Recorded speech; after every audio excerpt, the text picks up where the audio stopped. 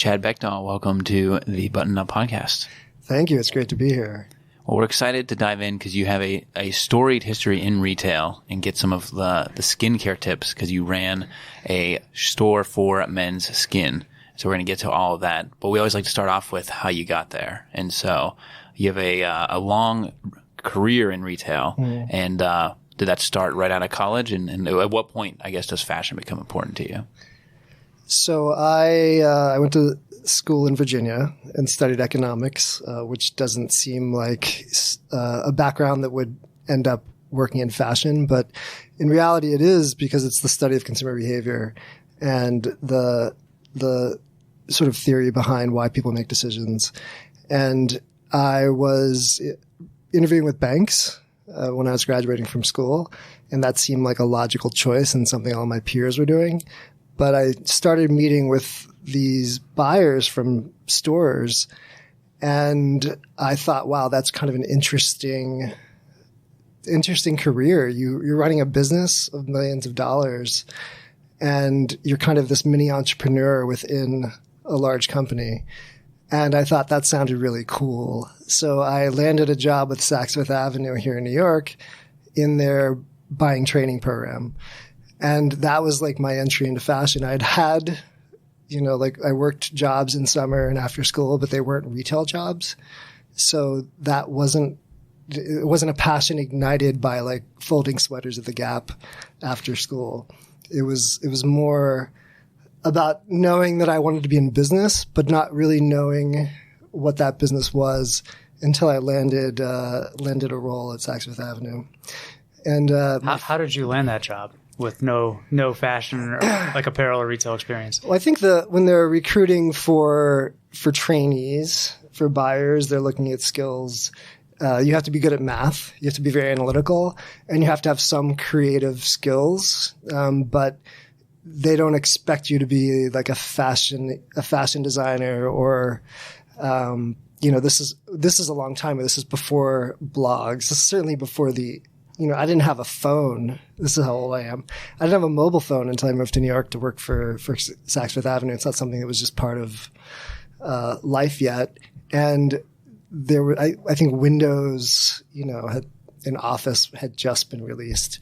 So yeah, you would have barely been on Excel at that point. Yeah. I think I learned on Lotus 1-2-3. I don't think anyone's ever heard of that, but that was I think Microsoft copied Lotus 1-2-3 to create Excel. So I had those skills that were analytical, and that was kind of my entry into the business. And I always liked clothing. It was interpersonal style, and that I think probably showed when I was meeting with them. So I thought it was cool to be able to combine, something that I was interested in, but I didn't really think was a job into a business like that. And when you show up, they put you through this rotation. You spend like a month working in the store on Fifth Avenue. You spend a month working in a buying office, and then you spend a month working with what are called planners. And I found my love was really in the buying office, but I could have just as easily ended up in the store field or in planning. And my first job, like day one, was like working at the polo shop at Saks Fifth Avenue and Fifth Avenue. I thought that was the coolest job. Well, that's also the era, because I had friends that started around the same time, where it was like when you started that job, you had to go out and buy a bunch of suits, right? Because you had to dress the part for the corporate way. And like I had friends that started later, and that wasn't the case. It was like suits were kind of out of there, but you had to go and buy like the nice suits so that you could look the part and really be that corporate guy. Yeah, and you're working, for what, for Saks Fifth Avenue, which is a luxury company, so you can't show up like schlubby with, without showing some style, but you're making nothing in terms of pay. So you have to be very scrappy and resourceful in finding things. But like I took a briefcase to work, like my first job. That's how you showed up. It was like it was a different time. So you had a crash course in retail through Saks Fifth Avenue. Yeah. Probably one of the best places you could do it, especially at the time. It's like there or Macy's or somewhere like that. And then where do you go from there? When does it start to go up? So one of my areas, so I bought women's wear. So I was in petites. So I bought clothing for women who are on the shorter side. And then I bought clothing for larger size women, so women size 14 and up. And in one of those areas, I had a private label area. So I was buying and developing product for Saks Fifth Avenue collection. And through that process, we would pick fabrics, find sourcing, we'd fit on a model. So we'd go through all the steps that are required in product development. And when I started doing that, I was like, that's what I want to do. I don't want to go to showrooms and buy things. I want to like develop what the customer is going to see. And that's more interesting. So if I can get a role with a company that's going to let me explore that, that would be what I'd want to do. And I got recruited by Abercrombie & Fitch in Columbus, Ohio. And this was back before all the scandal and all the bad things that we know about Abercrombie. This was like when they were like the cool, brand that you liked wearing. And I knew them from high school as being like a very fashionable kind of premium brand for teens. And that was like retail boot camp. So everything that I learned business-wise was at Saks Fifth Avenue. Everything I learned about product in terms of developing, sourcing product, how to present it in stores, how to put color together, how to see color, and think about consumer behavior. We'd go to colleges and interview college kids and, go out with them, talk to them, find out about their preferences. And all of that was like a different kind of training that was true vertical retail training. And this is the late 90s. So there are different eras in retail. And the era that I worked heavily in was mall-based retail expansion. So training with a vertically integrated retailer like Abercrombie & Fitch led me on the next few jobs that I took. But all of them were about controlling the product and environment for the consumer and primarily selling through malls. That's what I think most people don't realize is, especially in the 90s, most of retail was controlled by Columbus, Ohio. Yes. It's like you never expect that. But then once you learn about L brands and everything that happened in Columbus at the time, and now like as retail started to collapse in Columbus, there's real estate tours where they'll take people around to the mansions that were built by the people who made their money in retail that are now empty because all those jobs ended up moving out. But you were there at like the heyday. That's very cool. Yeah, it was. And what I found though, I was working all the time. Like it was an amazing job. I was there 2.5 years and I worked at least 6 days a week, often 7. And I would get in at 8 in the morning and leave around midnight. And that was my life. So I can't even tell you what Columbus, Ohio is like. I can tell you what the offices were like. And then when I wasn't there, I was traveling. So it would be like on Friday, a problem would surface in Asia. And on Monday, you'd get on a flight and go to Hong Kong for 3 weeks. And that was like, I was 24. That was interesting. That was cool. But after a while, that got old. And I was like, okay, I'd probably like to live somewhere else. I was taking one of the places I would go for sourcing was LA to see denim factories. And when I got to LA, I was like, if I ever have the chance to live in California, that would be awesome. And there is a fashion business ecosystem in LA, but actually ended up working in San Francisco for Old Navy. And, I wish I could say I consciously made choices to work for the best of every brand, like Abercrombie & Fitch was the fastest growing retailer in history. Old Navy was the premium, the premium place to get value clothing and kind of the first of its kind. And I went there and worked for 6 years and did different product categories and loved it. And I loved living in San Francisco. But my learning at Gap was more about leadership and how to manage people in a large organization. And then I dug in deep to every product category. So I learned what makes a sweater and how the yarns, how do you pick a yarn to make a great sweater, making denim. You learn about what goes into each kind of product. And I learned kind of, how to source and produce and design every product category in the apparel world through those 2 jobs. When is this? Like, is e-commerce becoming part of the equation now? E-commerce wasn't. So I joined Gap in 2000 and I left in the end of 2005. And the Gap.com had started on the early part of that period. And there was a web presence. So I think Gap and Old Navy were some of the largest e-com brands at that time. But the .com boom was happening. The first round. So you had like Pets. You were also in the heart of it. Yes, in San Francisco. Yeah. So Pets.com, you had eBay, you had these red envelope. e-commerce at that time just meant sell something on the internet. It didn't matter what it was. It was just like, oh, we're part of e-commerce. And it was a different time because like if I wanted to have a side hustle, then selling like, I don't know, ties on the internet, there's no ecosystem for that. There's no platform. You had to buy a server. You had to know how to program it. You can just like build a Shopify site. It would have taken $50,000 to create a side hustle to run an e-com business back then. So it was a different time. But I do remember looking for apartments when I moved there, and you go to a showing, and like there'd be for like a studio, and there'd be 50 people ready to like sign for it on the spot. That's how like competitive it was.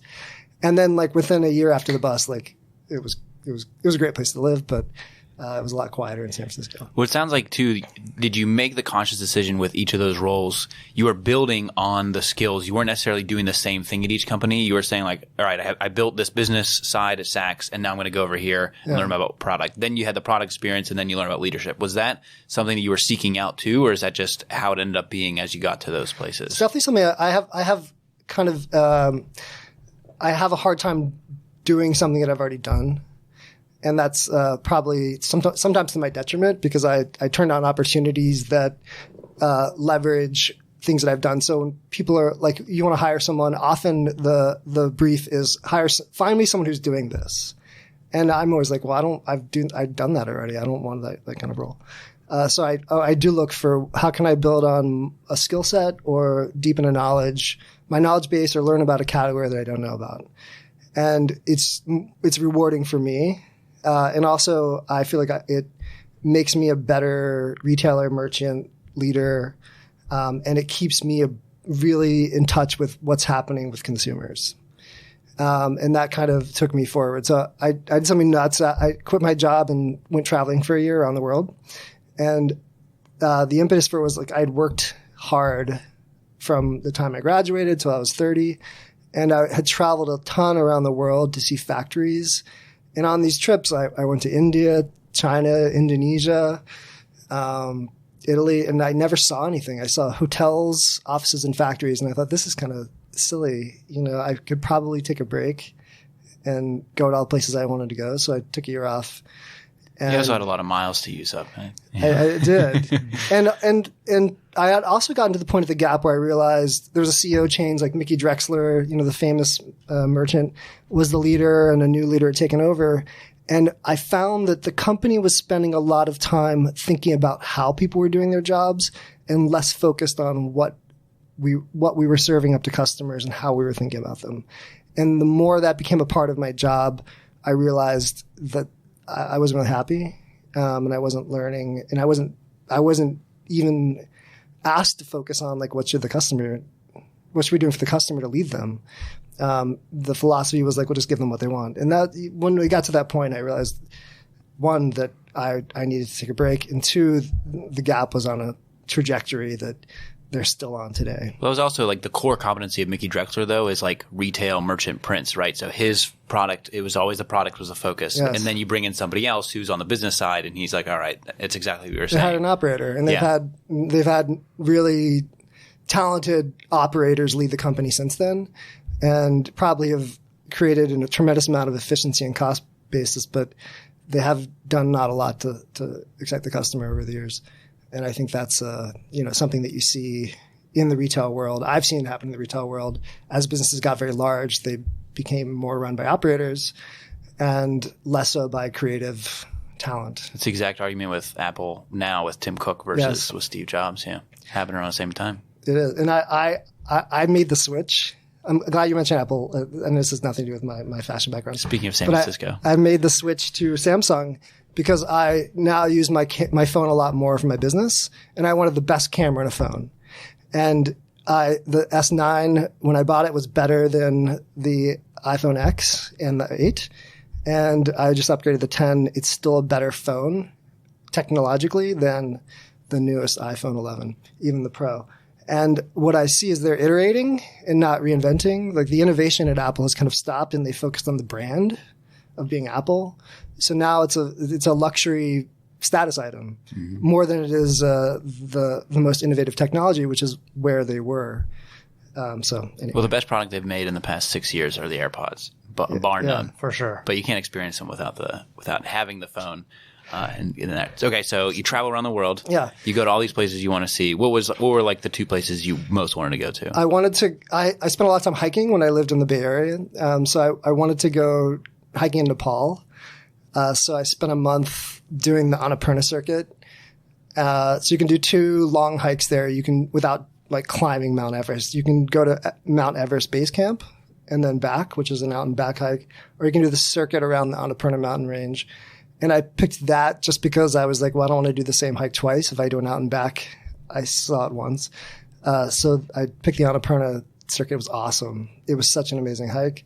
And there are no roads. So for like a month, you don't see any cars. You're just hiking through all these villages and staying in local inns or like with families. And that was like the coolest experience. Also very physically challenging. Yeah.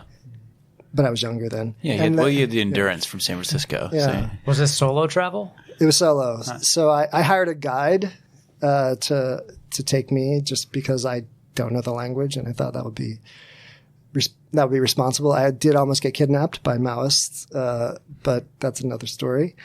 And then the second place I spent a lot of time was Japan, and that for me rekindled my love affair with fashion. And made me realize that I was right in analyzing what was happening with the Gap's business. And I wanted to get back into vertical retail and own more of the business. So I took a job with a kids company called The Children's Place. They were the largest specialty retailer of kids clothing in America at that time. And I headed up the boys business. And it was like a cool reimmersion into vertical retail where I could control the entire product and message on at least half the store. And it was like a family-run business, even though it was public. It was fun. It was like a smaller lab to do things. And I was happy. I was living in New York, and then I got recruited to work for Levi's to head up buying for their retail stores. Back to San Francisco. And that decision was really about leadership. There was a person I wanted to work for. And I had interviewed with Levi when I came back from my trips. I was interviewing with a bunch of companies. I had an interview with Levi's, but I ended up taking this role with Children's Place. And then they got a new leader in for the retail division, and I was like, okay, I'd love to work. I wasn't thinking about moving, but that ended up being the favorite role I've ever had. Levi's, everyone knows Levi's. When I worked for Levi's for 4 years, anywhere I went around the world, someone had a story to tell me about their favorite Levi's jeans or an experience with the brand. And that was like a brand experience. So working for Levi's was a brand experience. Really thinking about above product level, about like how a brand is positioned, how it's marketed, how to engage consumers at different levels. It's so much more than just the 4 walls of a store. It's consumer segmentation. So they sell Levi's at Kohl's, and you can buy it now, I think, at you could buy it at Barney's, you can buy it at Saks Fifth Avenue, and it's still Levi's. So you have different consumers having different experiences with the brand, and you have to create that. And what was the role you had at Levi? So I had 2 big roles. One was heading up the full price retail stores, merchandising, and in that I had all these moonlighting roles. So I was headed up revamping the women's global denim line. It was called Curve ID. I had to collaborate with leaders around the world, and that was like a truly global project that was like 9 months, trying to create jeans that women would love from Levi's. It's no secret that men love Levi's, and women, it's lower on the list for favorite brands for women. And then I moved over to head up the factory store division, which is truly an entrepreneurial experience because it had been run by a different company. Levi's took back the rights. And they had really no product development, like pipeline, not a process for like how to create product for the stores. And I know you did a video on the kind of the outlet model and what it's about. The outlet stores in the world, whether you call them factory stores or outlet stores, the products in those stores are designed and produced for those stores. There may be a very, very small percentage which are like, things from last season from the full price stores or wholesale accounts. It's almost never like second quality goods. It used to be that, but it's a full store made for that location. And my job was like elevating it as much as possible to say like the people shopping in factory malls want to look great too. And they're of the same demographic as people who are shopping in malls. There's not a lower expectation. They expect a value, but today people expect value when they're shopping in the mall. So what I did was build a team, and I elevated I worked to elevate the experience and the product in the stores. And it was such a great entrepreneurial experience within a huge company that I exercised product skills and then leadership skills to get things done. Okay, so you did essentially the same role that you did at Saks almost 20 years prior to that. How much did the process change from doing it at Saks to then doing it 20 years later in a very similar capacity? The thinking is similar because the number one thing I think about every single day is consumers. And when you're in the retail business, you got a report card every day. The customers tell you how they're doing. What'd you sell? Yeah. Like, did you sell? How'd you do it relative to expectations? And then, 2 days, 3 days, that starts a trend. And so that is the same. But the biggest difference versus Saks is, the accountability is on me and my team to create the product and lead the experience that the rest of the teams are going to deliver in terms of store operations, visual marketing, merchandising, all that stuff. Where at Saks Fifth Avenue, you're piecing together, in any department store buyer, you're piecing together product into a shop from multiple brands. And you want to be on trend, but you also want to try to create something that's distinctive from what other department stores carry. So a similarity is when you're running retail within a company that has a large wholesale business, you want the retail stores to have an exclusive experience and product that can't be found anywhere else and is the best the brand has to offer. And when you're a buyer at Saks Fifth Avenue or Bergdorf's or Bloomingdale's, you want exclusive product that they can't find at the other stores. So that kind of thinking is the same. It's just a competitive advantage that you try to create when without that focus, you'd have the same product as everyone else. So what are some of the things that you did to elevate that factory store experience? So one of the things we did, I mentioned I worked on this revamping of the women's denim line, and my peers around the world saw that it's like a premium offering for women's denim. And it was definitely made in the best fabrics. And when I moved over to the factory store division, I wanted to bring that platform with me just for the simple reason that if those are the best fitting jeans in the world for women, shouldn't they be in the factory stores too? Because that's a Levi's store also. And not everyone was on board with kind of that decision. So that was one thing. And then bringing more of the marketing messages. So the same, if there was at that time, the marketing campaign for Levi's was driven by Wieden and Kennedy. It was called Go Forth.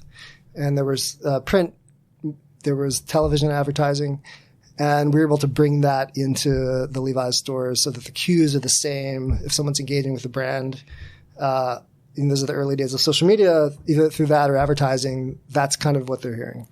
And so many things. We reformatted the stores, came up with a new store design that was more premium in its nature. It's I wish I had pictures of the before with me because it's one of those things when you do wow, you say it's so cool as a team we're able to accomplish this relative to what it was, and it drove great business results. And then we figured out how to take it global. But it's one of those things where it was more than just product. Product was a key part of it. Without the product, we couldn't have done the other things. You can improve the environment but not change the product. And you probably won't get very much improvement in sales. But if you can couple much better product with a much better environment, you really make a change that the customer notices, and they vote. They tell you whether they love it or not. Well, this is also when e-commerce is really penetrating, right? Because this is the 2010s. And so this Yes. is when I guess in the factory, you're not thinking about that as much, but as a brand, that's very much what they're focused on. You're really starting. These are the times when brands are really realizing that, wow, this is not a side thing. This isn't the early days of e-commerce. They sort of thought of it as another store. Okay, we have this we've got 300 stores, and then we have this other store, which is the e-commerce business. And we'll just put a team together to just focus on that. And it was the team, it was the people that were like, okay, I'll go do this thing, right? It wasn't like they were taking the A players and saying, go over here and build this single store. It would often be either people who were really passionate and experienced in e-commerce. Yeah. But there wasn't, what I noticed, there tended not to be a lot of cross moving of the team. So members moving over to the e-com team are back, and now they're much more integrated in corporate organizations. But in the early days, they were very much separated. And what you ended up getting is and there's still stores that do it today. You can tell when you shop their sites that they have a different pricing strategy. They have what they're pushing on the website is different than they're pushing in the stores. And you just want a seamless experience as a consumer. If you like Bonobos, you want the same experience if you're shopping on your phone, if you go to the store, or you look on your desktop. So you want a seamless thing. Although, with analytics, you might be encouraged to do different things by channels, but the consumer expects consistency, I think. That's right. So then what takes you away from Levi? I moved to New York to work for Coach, and one of the things that drove that was personal. Like, I was doing a long distance relationship back in New York, and when I left New York, I kept an apartment here. I always kept a connection to the city. And I think a driver of that was when I left New York, it wasn't because I didn't want to be here. It's because there was this great opportunity to work for Levi's. And over the course of that fourth year, it just got really hard to kind of maintain both. So I started looking for a role that would get me back to New York. And of course, as I said earlier, I don't like to do the same thing that I've done before. So I had a chance to explore accessories, kind of American luxury with Coach. Still merchandising, learning about a different product category. So I came back and headed up the buying for their North American stores. So they were like, Chad, come do our outlet stores. And you're like, no, I need to do this other thing. There were outlet jobs, not with Coach, but other companies. And I was like, I just don't want to do that. I don't know why I'm wired this way, but I kind of feel like, okay, I learned about that. I did what I wanted to. I accomplished what I wanted to. Mm-hmm. And so now I want to accomplish something different. It makes you more well-rounded. Yeah, I mean, that's a little bit of going to the other side of the spectrum, from a factory outlet store to a luxury, luxury brand. How much crossover was there in terms of what you learned at Levi's? There was a lot of leadership crossover. So, and it was different though in that Levi's was much more of a decentralized organization in the decision-making processes. The empowerment of individuals, you had more accountability and you had more responsibility, which led you to have more personal accountability. And because of that, a lot of ideas, my team, my job, I felt was to lead them creatively and strategically, but to support every one of them and remove obstacles, support their personal development, remove obstacles for them to get their job done. And when I worked for Coach, I felt it was much more of a controlled, tops-down organization. And I spent a lot more of my time managing up and reporting up than I did focused on supporting the team and trying to drive creatively the job. And it's the first job I really had where I could have no influence on the product. I didn't really understand how it was kind of a walled-off organization. The way Coach is structured is more or at least at that time, was more of a European fashion house model where you have a creative director who creates and designs all the product, as well as all the creative in stores, the marketing, et cetera. And that process is kind of walled off from the buying team. You're executing the vision of the person that said, this is Coach for this season, right? It's this is Coach, and then... It is, but you're trying to create a business case around those products versus... the model today in most companies is much more of a collaborative thing. The product and the business case coexists. Right. And developing a business case around product is a harder thing to do. And it's a harder thing to do if for some reason the season is off, or the design trend is not on. So I found there were a lot of similarities when you're leading and you're involved in buying. It's still a creative and analytical exercise. But the way the job worked at Coach was very different. And one of the things there were a couple of things that were happening under the covers. The men's business was like booming. This was 2012. The menswear movement was really taking off. The heritage movement was starting. It's probably 2 years into the heritage movement. And so menswear and men's accessories was this category that was like on fire within the Coach business. And I thought that's kind of an interesting thing. And then the other accessories on the women's side, the non-handbag accessories were real, like developing powerful business. So I was like, okay, so accessories trend, like I think my trend hat. Okay, so accessories is a trend. Can I do something with that? Like, can I create a business around that? And I'd always thought about every year, am I going to start a business, my own business? You had the bug. I had the bug. Yeah. And part of it was kind of I always viewed my role as like a buyer as kind of an entrepreneurial thing. I was using someone else's money. I was using the company's money to try to deliver a return for them and, create something that's exciting for the customer. And I always knew I wanted to do something. I never knew what it would be. So the thing that kept me from starting a business was I didn't know what that business should be. I was saving money. I was learning skills. And it was kind of like when I was working at Coach, I was like, okay, that's something that could be something. And so my next step was like starting the Lodge.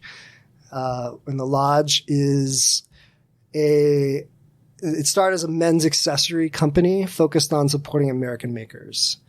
And the driver of that was I saw the men's accessory thing happening, and I was traveling around the world to look at trend.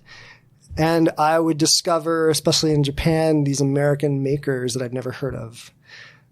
So like there's this leather maker in San Diego called Coronado Leather. They make beautiful leather goods out of mostly Horween leathers. There was this backpack company called Drifter there in Ohio. These were American makers though that you discovered because consumers in Japan love the Americana aspect of it. And I thought this is kind of interesting. These brands exist. I'm in the fashion world and I don't know about it. And even though I'm like, this is like blog, this time period is when blogs are really the venue to deliver style information to people. And this is when friend of the show Dan Trepanier is really exploding here and best dressed man of the year. Yeah, all that, yeah. So these Japanese menswear enthusiasts are basically discovering these like heritage American brands on like Reddit and Tumblr blogs. But the thing is, I was reading all these blogs, and I still didn't know about these brands until I went to I saw them in Japan. I was like, okay, so there's something I can do here, which is do some work to try to bring American focus to these makers that don't really have a following yet in America. And so that was kind of the rough business model. I wish I could say there was like a 30-page deck on like consumer behavior and all this, but it was literally that as a seed for a business idea. So I had never done an e-commerce business. So I started learning. Got to have something new. Got to have something new. Well, but that's something that I've discovered too is the guys that are making the San Diego leather maker that's making these beautiful products. His competency isn't marketing and selling online, Correct. right? He just wants to make this stuff, and so you see the opportunity to say, "I know how to market the stuff. Yes. I've merchandised before. E-commerce can't be that hard, so let's go off and do this." That's exactly it. Got it. So let me do that work for them and curate an assortment of brands that have a high level of quality, stand behind their products, are cool. They may not be high fashion, and are American made, and I can help tell their stories. So I learned how to. This was like I would say probably one of the earlier adopters to Shopify. I created a Shopify account. Started figuring out how to design a website. Hopefully you bought some stock. I wish I had bought some stuff. It would have been a better investment long term than the watch. So I built an e-com store, got it live by Father's Day of that year. This is 2013, so I left Coach like in early spring, and then I was like, okay, I need to figure out quickly how to do this. And the first couple versions of the site were terrible. I mean, it's just awful, but you were always working on improving. But I got live by Father's Day, and the first 60 days, I was like, wow, shit. I bought some Google. I don't know if you're going to, sorry, I swear. That's okay. We have to put the little E symbol by this episode now. I bought some Google ads to get people to the site, and it was like doing a lot of volume in 60 days. I thought, okay, there's something here. This is worth trying. This is worth figuring out. Did you have trouble partnering with the brands? Like, what was that connection like? So I literally just started calling the brands or emailing them, depending upon where they were. And because of my background, they knew I was serious, that I wasn't, I wasn't like gonna try to buy their product and sell it at 75% off or do some flash sale stuff. Because that was the era of the flash sale. That was the era of the flash sale. That was Guilt Group, and that was Fab. I remember those sites. I bought some weird shit in that time on the internet because I was like, 75% off. I got to buy this. And it's limited time. They only have 13 of them. You're not going to pull the trigger. There's a countdown timer right there. So that was a concern of a brand. It was like, are you going to end up putting our product on a flash sale site, or how are you going to present it? We want to make sure our story is told. So probably the hardest brand to get was Filson at the time. And I had to corner the head of sales at a trade show and show him after our site was launched. I wanted to launch with Filson, but I couldn't get them yet till I designed the site and showed them the other brands it would sit with. And then I was able to bring them in. And they're, rightfully very protective of their distribution. So it just, once that was going, then it just got easier. Once the site was live and they saw brands that I was able to curate, getting new partners just got easier. And I did a lot of hunting, I'd go through Etsy and find makers. This is still early for Instagram. So, you wouldn't even find these makers on Instagram. I would go to trade shows, but over time, what I realized is if they're at a trade show, it's too late. If they're a trade show, they have the resources They're big enough to invest in the trade show. Yes. And so then they have the exposure that I can't really add benefit to what they're doing. And so that was the model for a couple of years. Within that, we've partnered with over 250 brands. One of the downsides of focusing on American made is probably about a third of those makers went out of business. And then the other 2/3, they grew with us, but then they also grew their capabilities with e-commerce and marketing as tools improved. So, and what's the storytelling? You're saying you were also doing blogs and features. We're doing blog features, doing social media posts about them. So you had the content arm too. The content arm, and then sharing that through our newsletter and then on our site. You have a team at this point? I had a team so the first 6 months were a solo effort.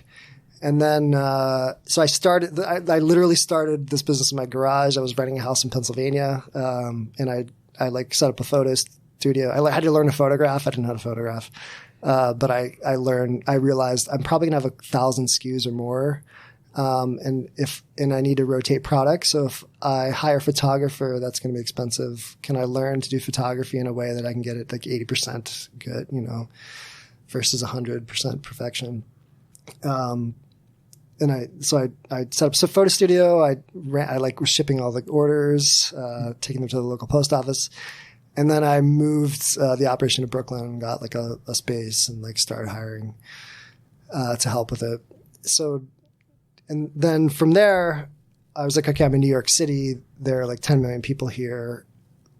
I should go where the people are. When you're in e-commerce, you're focused on getting people to you. In retail, I was okay, there's people here, let me go to them. So I started doing pop-ups.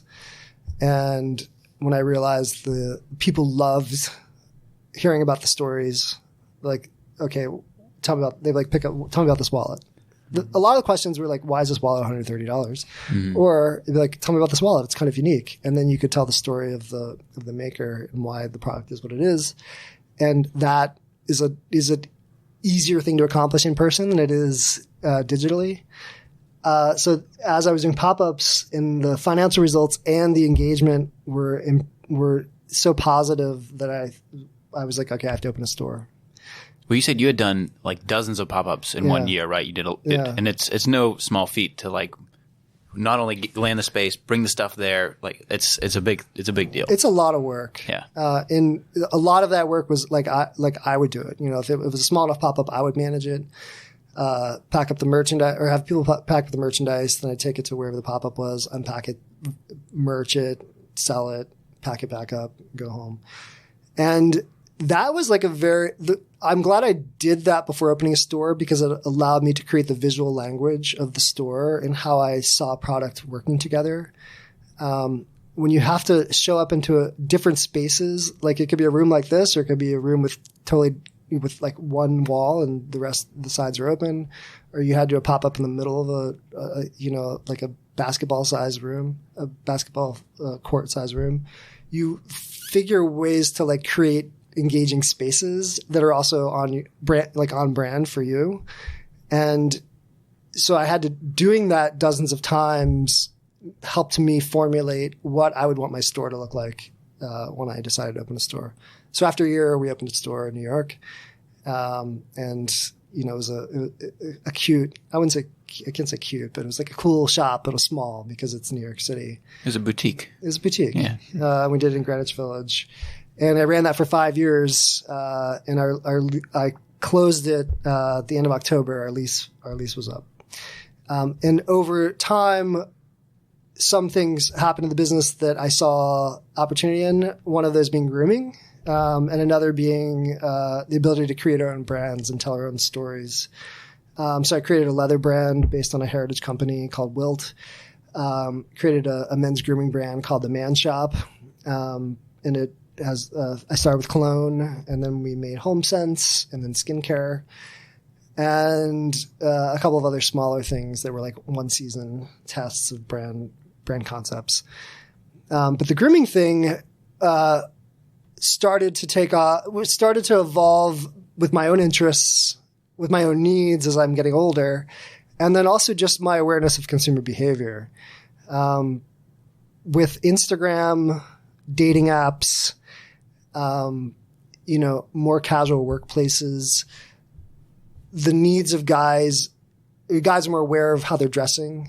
They're aware of how they look. They're seeing themselves on camera so much more. They're seeing themselves in photographs, and you become aware of the things that you didn't bother you before suddenly bother you, about your skin, about your hair, and you start to look for solutions. And if you're a man today, the easiest place to find answers is on the internet, you think. But the hardest place to find answers that work for you is on the internet. Is the internet, yeah, exactly. Yeah. So as I was like, guys were coming to our store. We had a relationship with men. So all our products were focused on guys. We had unisex stuff, of course, like a wallet could be carried by a girl as well, or some of our skincare. But my focus was like on guys. And so guys, I think, started to trust us, and they would come in and ask they'd tell us personal things about their relationships, about their work, things that make them happy, things that bother them. And more of those conversations evolved around, started being around my hair's thinning, I'm strangely getting adult acne, I'm 35, just stuff like that. And they're like, what do I do? And I'm like, we don't really have, I can tell you what we think. We're not experts, and we don't really have the product to help you with that. But maybe we should have the product to help you with that. Maybe we should have we should learn about how to help people. And so this was like 2 years ago, and it just started bugging me. And it's one of those things I thought, okay, where do I go for help? I don't know. It's trial and error. I buy something online and I get it in, and it either works or it doesn't. And what I don't know is, I think it works, but maybe if I tried something else that works better, I'd realize that thing didn't work. There's no Sephora for guys. Why is there no Sephora for guys? Sephora doesn't have to be for one gender, but the way it's set up and the way it's designed, and it's not for me. There is a Sephora for guys. It's called the guy that follows his girlfriend to there and has to look around like he's interested. And go to the one little corner with the men's fragrances. Yeah. And he's like, this is looking. The only thing in the store in Sephora is men's fragrance. They don't have any men's skincare brands. They're all online. Ulta now has a tiny, they've got your shelf for men. Blue Mercury they got Jack Black and that's it. And Target, interestingly, has Beard Brand, who we've had on the podcast before. Like and then Harry's, they're starting to get there. It's like retailers are like, oh, I see something's happening. Let me put as little effort as I can into this and then see what happens. I'll go on the record in saying that Target today has the broadest men's assortment of grooming products, not evenly across their store base, but in the stores that are meaningful for their business. They've really put together a strong men's assortment. The downside of that relative to the specialty beauty model is that you can't try any of the products. And there's no experts. That's probably the other biggest thing is if you want to find somebody in Target, you go to the front checkout line. It's like there's not really people roaming the store. It's also like some seemingly pretty high end or like niche stuff like Beard Brand, but then it's right alongside the grocery store brands. Yeah. So you're like, well, where am I right now? And they're private label, so they've got, like the $1 shave cream they created to go head to head with Brandless. Right. Next to, Cremo and Beard Brand and Harry's. Yeah. So there's a broad range, but you can't try any of the product without buying it. And that is part of the discovery experience that tells you, even though they've got a lot of choices, they didn't really make it any easier because you're still staring at a shelf full of bottles. And that's what I was trying to crack. So this bothered me for a while. And after the holidays last year with the lodge, I was like, okay, so our lease is ending in October. I have to make a decision anyway. Are we going to continue in this space? Do I find another space? What do I want to do with the business?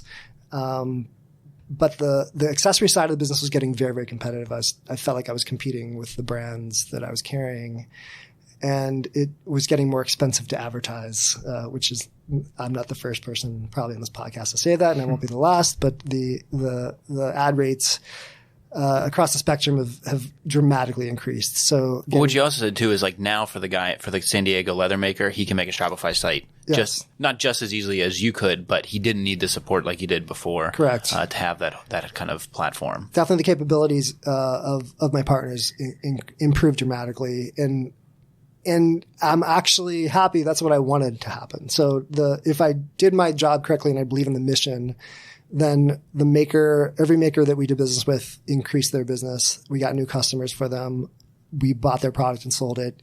And it's a net positive. And that's the mission. And then consumers are happy because they got great product that is also unique. They're not going to go to a meeting with the same tie as someone else. That's the kind of thing that I looked for. So we delivered on that mission, but I was like, as I think about what I want to be doing, that's just getting harder to do. And this grooming idea is something that I just want to test. So I flipped like the front of our shop and I built out essentially a beauty space for guys. And I call it beauty intentionally just because it's a little disruptive in terms of term, but it's really about having enough products across the spectrum of needs to be able to help every single skin type that walks into our store and every sort of hair type that walks into our store. And partnered with about 20 brands. I strayed outside of the Made in the USA thing and brought in a couple of Japanese and Korean brands because when we're talking about skincare, we're talking about technology. And superior technology exists outside of the US for skincare ingredients. And you can't really have a comprehensive offer without including Korean skincare. So I built out this new concept. I called it Consigliere. I created a website for it and then put the name on the door of our shop in East Village and opened it, I think, in March to create this experience for guys.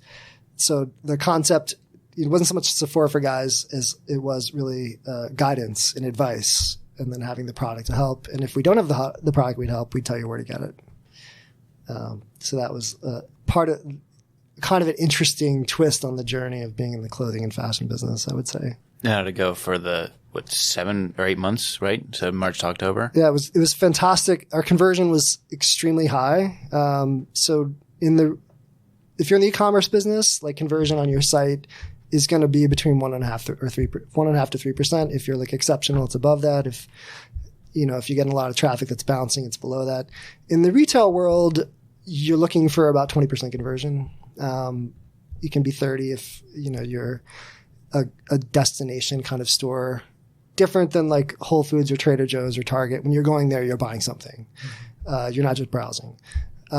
So in the Lodge store, when we were doing accessories, we'd average about 37% conversion. We were getting 60% conversion on the grooming products. But what I learned was, as a destination, it can't be a destination on its own.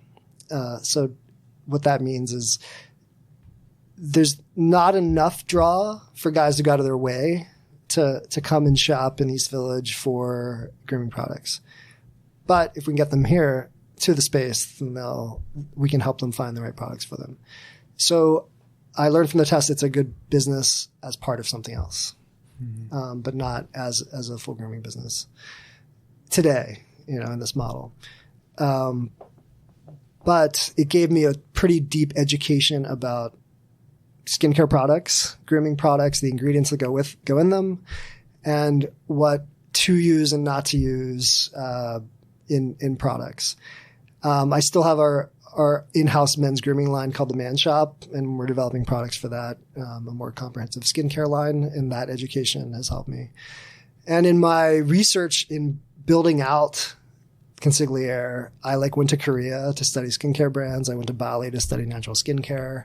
I did an in-depth survey of the whole beauty market in the U.S. So now I'm an odd skincare and beauty expert.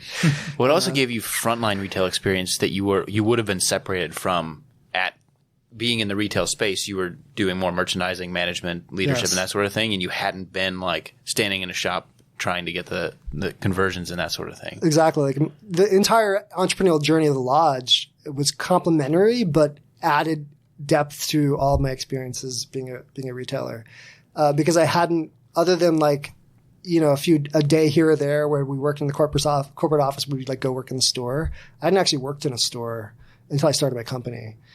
And the difference between an aggregation of data about consumer behavior and having people come in and tell you, this is what I'm looking for, or I like this or I don't, or having a conversation about trends or product, it's just a totally different context and so much richer in terms of information.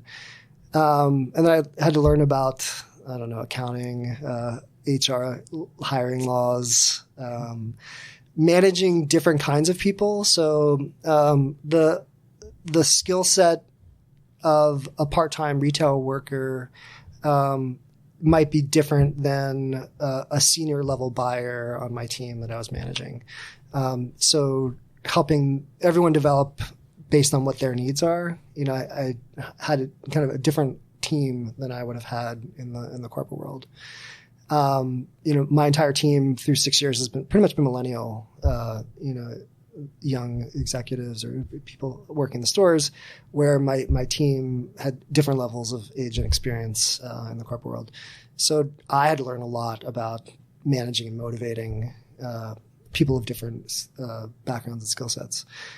And I had much more in-depth learning on visual merchandising and storytelling through product placement, and then thinking about the marketing, what do I want people to see on their phones when they look up any of our businesses. And I'm not young, so learning about Instagram, at age 38 or 40 is a different experience. It's probably the same way I feel right now learning about TikTok. Right? Yeah. Me on TikTok, I'm I'm definitely getting old. This is weird. Yeah, when I go on TikTok because it's entertaining, but also I'm trying to understand what people are doing with their time, and I'm I can't believe the stuff that 12-year-olds are talking about, and then it's so it's just the way of communicating and sharing is just so different, than it was even 5 years ago with Instagram and Snapchat. So the one thing that I know that is a truth, and it's a timeless truth, is that things will never be the way they are. They're always going to change. So you have to constantly embrace change, and you have to try to predict the next change, and take yourself there.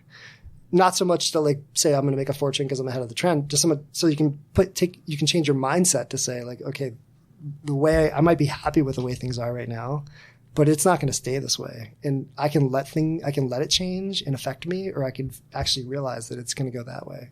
Well, it's also the history doesn't repeat, it rhymes, right? So like you got to see like, this stuff happened over here and this thing, and it's like you're saying, like you saw men's accessories exploding, you saw men's business exploding, you saw accessories exploding, put those two together, e-com's over here, and then you have a winning formula. And so that's very cool. What are some of the things that you notice trend-wise for the mistakes guys make with skincare? Is it washing their face with a bar of soap? Because that's what I keep hearing. Like women will say that all day long. The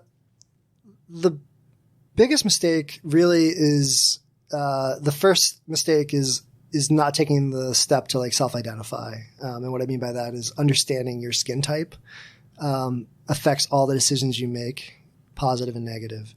So using a bar of soap to wash your face can be fine, but it's a highly your skin's slightly acidic. Soap is highly alkaline, and bar soap is even more so than like a liquid face wash.